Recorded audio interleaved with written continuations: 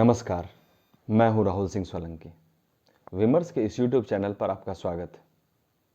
सर्वप्रथम आप सबों को गणतंत्र दिवस की हार्दिक शुभकामनाएं। आज हम सभी ने विभिन्न सोशल मीडिया प्लेटफॉर्म के माध्यम से बढ़ चढ़कर अपनी देशभक्ति दिखाई है। किसी ने अपने स्टेटस में तिरंगा लगाया है तो किसी ने अपने डीपी में। लेकिन आज मैं यह कहना चाहूंगा कि देशभक्ति की भावना केवल मात्र किसी खास दिन तक सीमित न रहकर प्रत्येक दिन बलवती रहनी चाहिए। आजादी के बाद 26 जनवरी 1950 को भारत को अपना संविधान मिला और इसी दिन भारतीय संविधान को लागू किया गया और इसी के साथ भारत एक संप्रभु राज्य बन गया, जिसे बाद में गणतंत्र घोषित किया गया। संप्रभुता शब्द का अर्थ है कि हमारा देश अपने आंतरिक और बाहरी मामलों में पूर्ण रूप से स्वतंत्र है। हमारा देश अपनी नीतियों को बनाने तथा उन्हें लागू करने में पूर्ण रूप से स्वतंत्र है और इसमें कोई हस्तक्षेप नहीं कर सकता। लेकिन कुछ विषय है जिन पर आज चर्चा होनी चाहिए। 15 अगस्त 1947 हमने विदेशियों से आजादी पाई।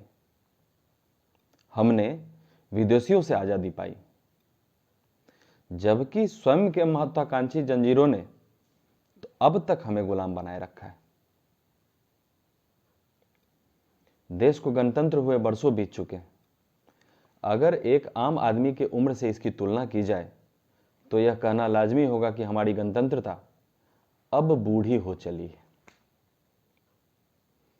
बूढ़ा व्यक्ति वह होता है जिसके पास अनुभव होता है, एक अनुभवी जिसने अपने जीवन में कई उतार चढ़ाव देखे हैं।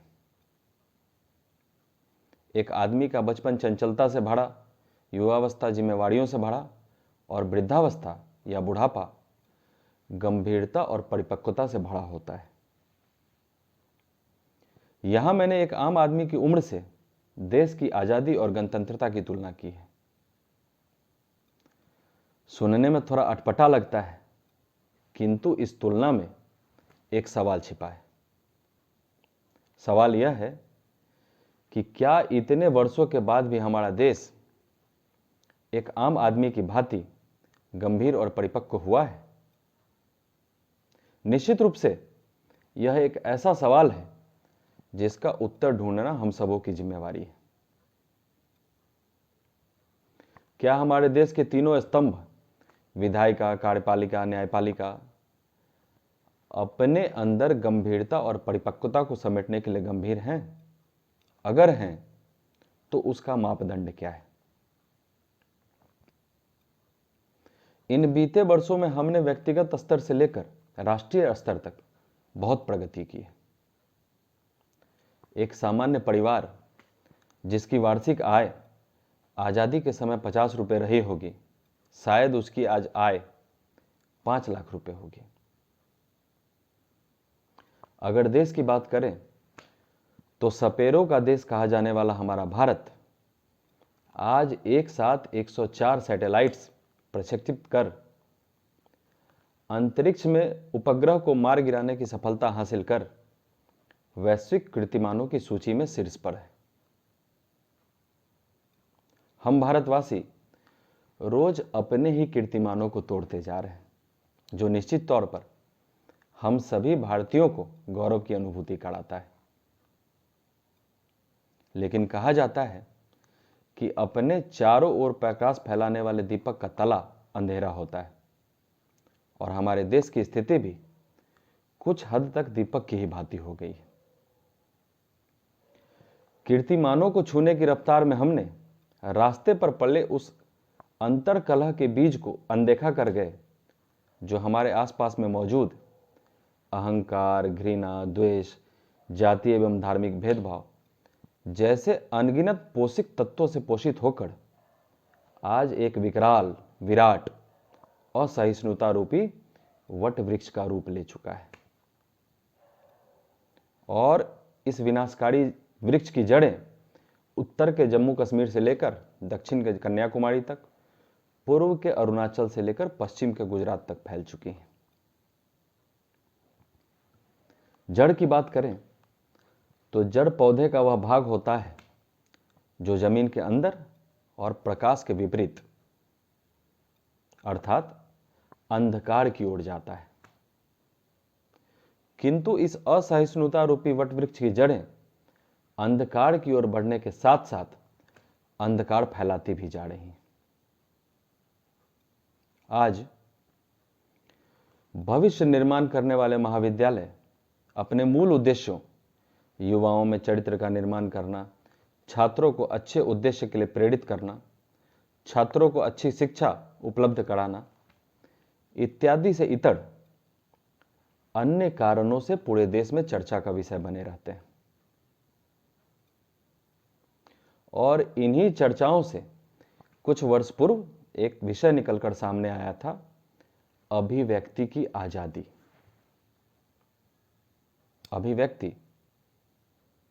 अभिव्यक्ति अर्थात विचारों का आदान प्रदान, और आजादी स्वच्छंद और स्वतंत्र रूप से जीवन जीने की कला।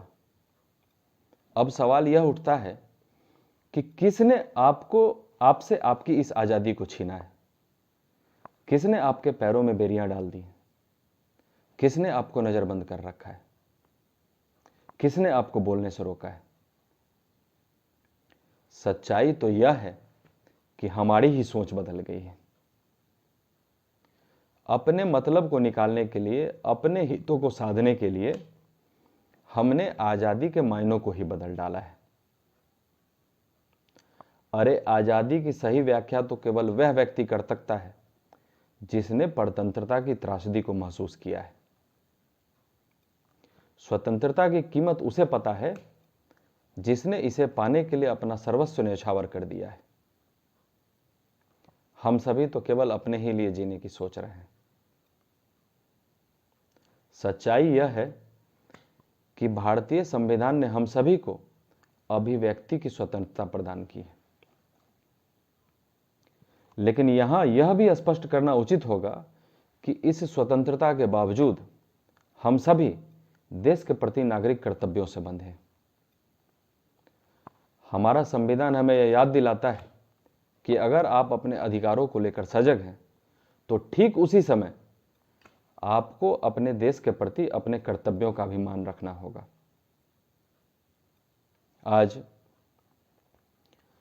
केवल सत्ता सुख की खातिर कुछ राजनीतिक पार्टियों का विरोध राष्ट्र विरोध में परिवर्तित दिखाई देता है, जिसका उदाहरण धारा 370 और 35A हटने के बाद कुछ राजनीतिक पार्टियों के बयान है, जो राजनीतिक रोटियों को सेकने में देश की संप्रभुता और अखंडता से खिलवाड़ कर रहे हैं। केवल पॉलिटिकल माइलेज के लिए उन्हें देश के और देश के लोकतांत्रिक व्यवस्था को कलंकित करने से भी परहेज नहीं। आज देश के कुछ कॉलेज जो अपने आप में देश की अखंडता और संप्रभुता को बनाए रखने के लिए प्रतिबद्ध हैं, जिसे जिम्मेदार नागरिकों का सृजन करना था, वो आए दिन विवादों में रहते हैं। शायद वहां मौलिक अधिकारों की शिक्षा तो दी जाती है, किंतु छात्रों में देश के प्रति नागरिक कर्तव्यों का भान नहीं कराया जाता। आज रेलवे भर्ती बोर्ड की नॉन टेक्निकल क्लास की परीक्षा में अनियमितता का आरोप लगाकर बिहार में परीक्षार्थियों और उनके समर्थकों ने विरोध प्रदर्शन किया। इस प्रदर्शन में न केवल पथराव किया गया बल्कि रेल पटरियों तक को क्षति पहुंचाया गया। अब सवाल उठता है कि क्या ऐसा करने से समाधान निकल आएगा? आज के युवाओं को अपने अंतर्मन में झांकने की जरूरत है। स्वयं से पूछने की जरूरत है कि क्यों हम सब राजनेताओं की कठपुतलियां बन रहे हैं? क्यों हम अपने हित के खातिर देश हित से समझौता करने को तैयार हैं? आज लोगों को अपने अंतर्मन में झांकने की जरूरत है और पूछने की जरूरत है कि क्यों आज सड़कों पर प्रदर्शनकारियों का तांडव होता है। चक्का जाम किया जाता है, रेल की पटरियां उखाड़ी जाती हैं। लोगों का हुजूम कानून को धता बताकर, कानून को ठेंगा दिखाकर सरकारी राजस्व की क्षति पहुंचाते हैं। क्यों आज चोरी, हत्या, बलात्कार, लूट जैसी मानवता को शर्मसार करने वाली घटनाएं हमें साधारण लगने लगी। क्यों आज़ादी के इतने वर्षों के बाद भी हमारी 15% जनसंख्या भूखे पेट सोने को मजबूर है। मानव संसाधनों की बड़ी संख्या होने के बावजूद क्यों हमारा देश आज भी असुविधाओं का दंश झेल रहा है। इन सभी प्रश्नों के उत्तर हम सबको मिलकर ढूंढने हैं। क्या स्वतंत्रता सेनानियों ने कभी यह सोचा होगा कि कल को हमारा देश तो आज़ाद होगा, पर हमारे देशवासी अपनी ही बनाए बंदिशों के गुलाम हो जाएंगे।